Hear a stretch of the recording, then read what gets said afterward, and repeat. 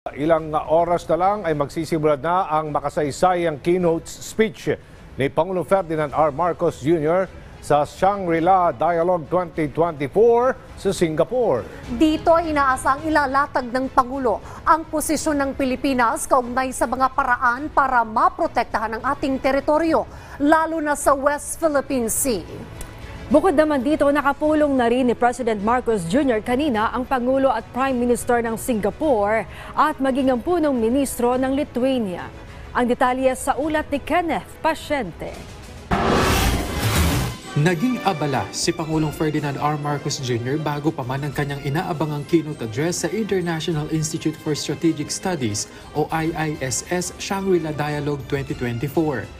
Kaninang hapon, nakipagpulong ang punong ehekutibo kay Singaporean President Tharman Shanmugaratnam. Dito ipinarating ni President Tharman ang nais niyang mas mapalalim pa ang ugnayan ng Singapore at Pilipinas, lalo na sa usapin ng ekonomiya, pangkalikasan at iba pang sektor.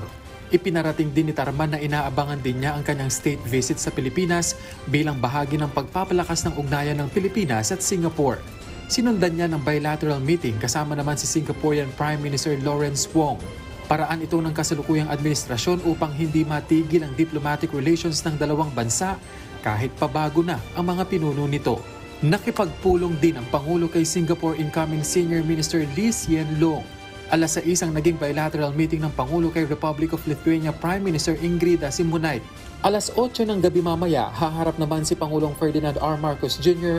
sa mga kalahok ng Shangri-La Dialogue 2024 para sa inaabangang keynote speech bilang tanda ng pagbubukas ng 3 araw na Defense Forum. Una nang sinabi ng punong ehekutibo na ilalatag niya ang posisyon ng Pilipinas sa pagtataguyod ng legal at diplomatikong pamamaraan sa pagtatanggol ng soberanya ng teritoryo ng Pilipinas, partikular ang West Philippine Sea. Naanya ay mahalaga bilang lagusan ng kalakalan, hindi lamang sa Indo-Pacific region, kundi pati na sa buong mundo.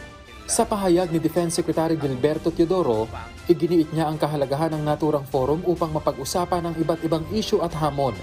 Gayon din kung paano matutugunan ang pagpapahupa sa regional at international tensions.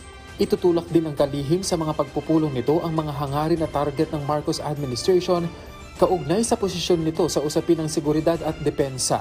Magkakaroon din ng pulong si Teodoro sa counterparts nito para sa diskusyon ukol sa strategic concerns ng Pilipinas at ng iba pang mga bansa.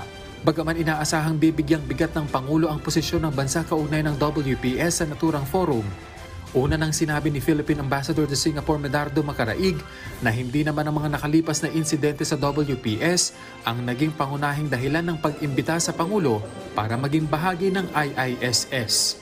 Mula Singapore, Kenneth Pasyente para sa Pambansang TV sa Bagong Pilipinas.